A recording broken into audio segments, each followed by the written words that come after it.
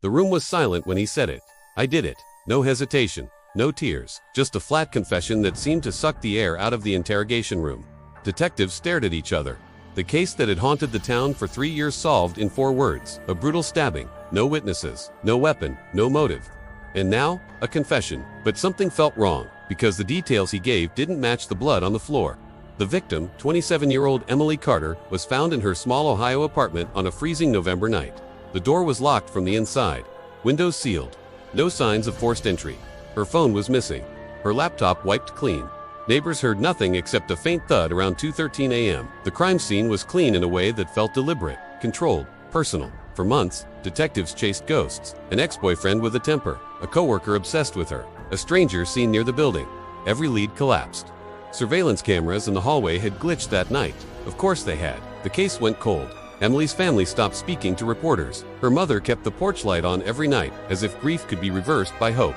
Then came Daniel Reeves, quiet, withdrawn, 32, no criminal record.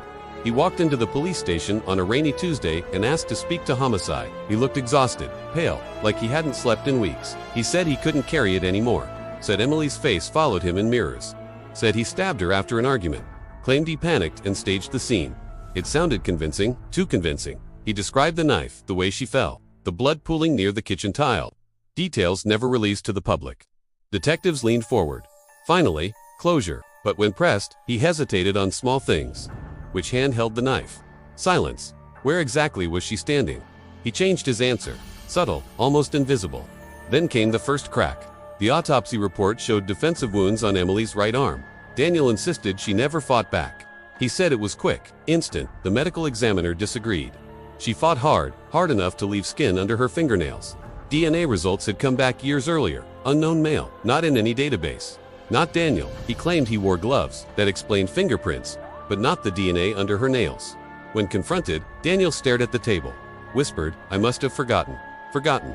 The room grew colder. Detectives dug deeper into Daniel's life. No connection to Emily. No shared workplace. No mutual friends. Phone records showed they had never called or texted. His cell data placed him 40 miles away the night she died. He insisted he drove without his phone. Said he needed to clear his head. Said guilt can make people do strange things.